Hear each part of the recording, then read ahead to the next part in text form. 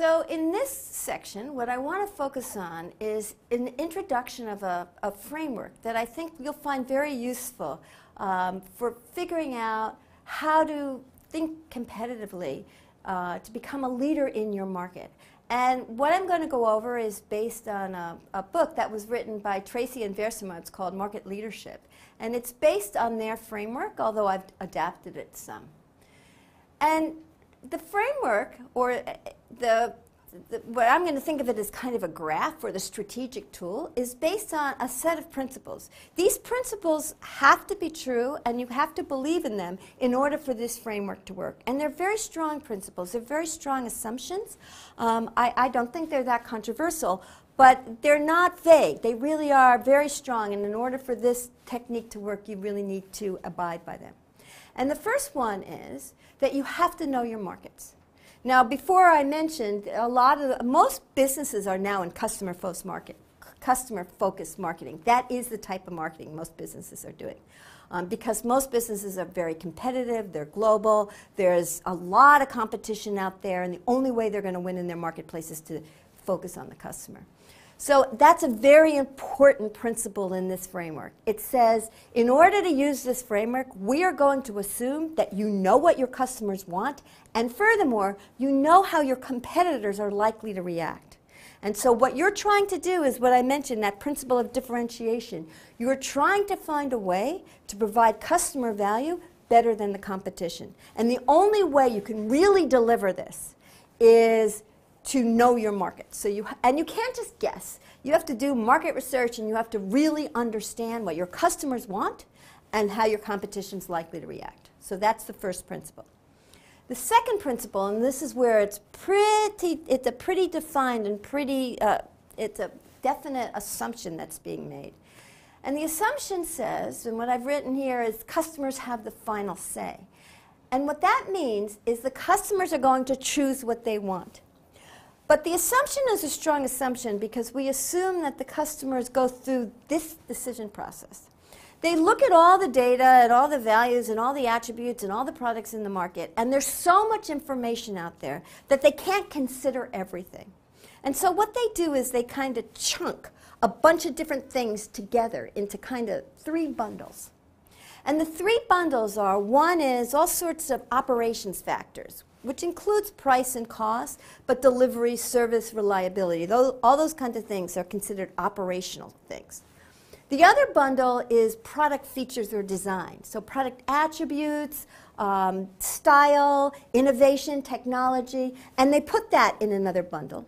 And the third bundle is whether or not it meets my needs. So is it customized to meet my needs? And what the customers have the final say says is that customers look at these 3, they kind of classify the products into these 3 bundles, and they kind of give them a score on each one of these 3 dimensions. And then they decide which one of those dimensions is the most important to them, and they pick the product that's the best on one of those dimensions and good enough on the other 2. So it says you can't be pretty good on all 3 of them, because then the customer won't pick you. But the customer is going to pick something if they care about price, they're not going to pick something that's kind of a good price. They're going to go for the lowest price. Or if they care about design, it's not going to be something that's kind of good design. They're going to go for the very best design that they like the most.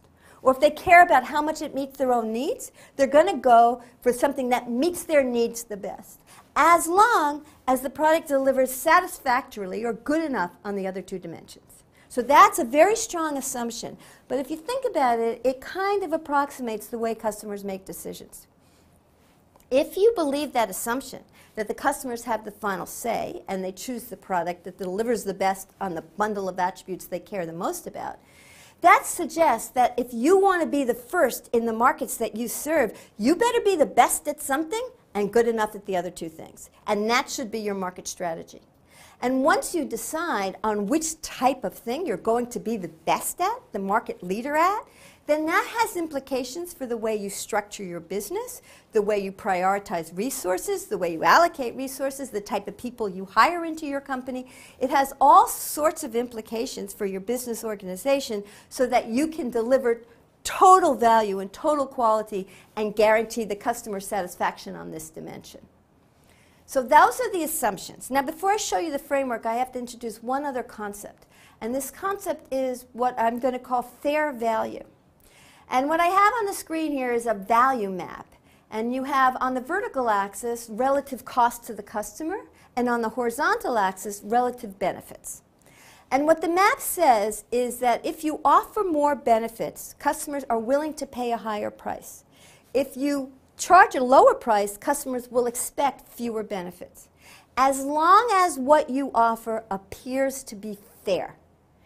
If you offer something inferior and it's not fair value, then customers won't buy that. So you won't make it in the market. It'll be canceled out of the market because you're not offering a fair value. And what the framework says is that you need to offer fair value on 2 of those bundles, but offer something better than fair value on 1 of the bundles, on the bundle you're going to be the leader on. So if you can imagine a marketplace where everybody's trying to deliver fair value and somebody's delivering something superior value, think about what's going to happen in that marketplace. In a very competitive market, somebody comes out, let's say Apple, comes out with a better design. And so the iPad comes out and it's a much better design. It's fair price on these other axes, but their tablet is better than everything else. What happens in the marketplace?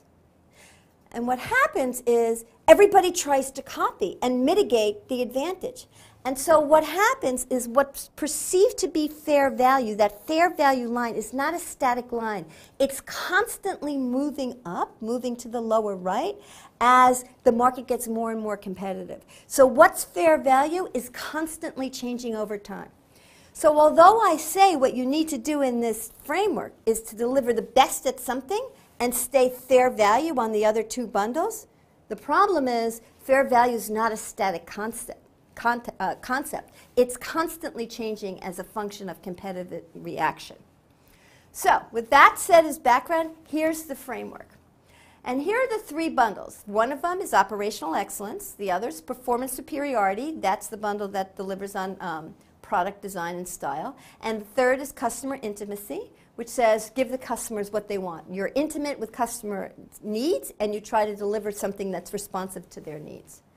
And so the 3 crosshatches here are fair value lines. Now I have them drawn symmetrically on this axis, but it doesn't have to be symmetric. What you need to do if you want to use this framework is in your marketplace, figure out what are the product attributes that relate to operational excellence in your market, and define that dimension so that you understand what operational excellence is in your market.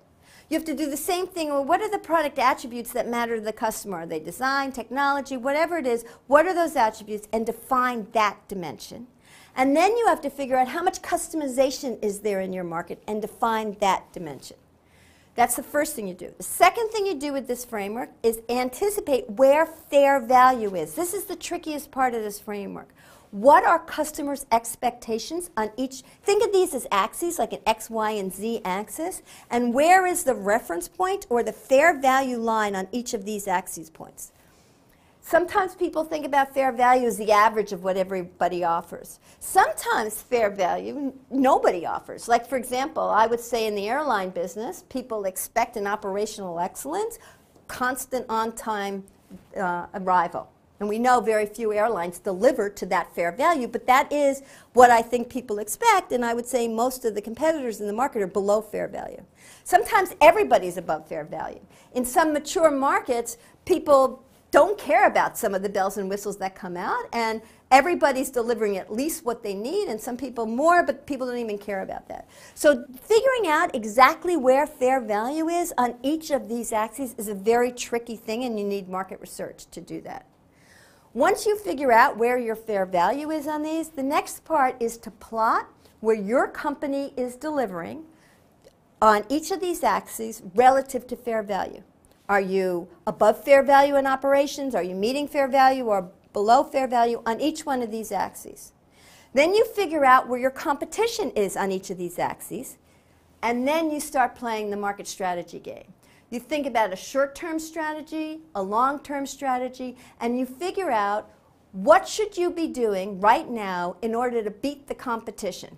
And what you're ultimately looking for in a long-term strategy is to be the best at one dimension and good enough on the other two. That's the long-term strategy. In the short term, it might be that, let's say your long-term strategy is to be customer intimate, but you're not at fair value in operations. So in the short term, you might be looking to hit fair value in operations, but in the long term, you're looking to be the leader in customer intimacy.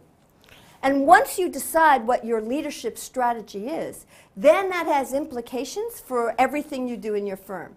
So for example, if you're an operational company and that's what you want to be your leadership strategy, that tends to be a very hierarchical strategy that with allocation of resources prioritized to information technology, etc. If you're a performance superiority company, that tends to be more of an R&D company. You tend to hire kinds of people that are very innovative, they don't like structure, they don't like top-down organization. You really need to give them a lot of free rein. And in a customer intimacy, you really have to focus on prioritizing market research, customer knowledge, and you kind of have a consulting, a yes culture. You have to let the customer come first. So once you decide on your leadership strategy, it has a lot of implications for the rest of the firm.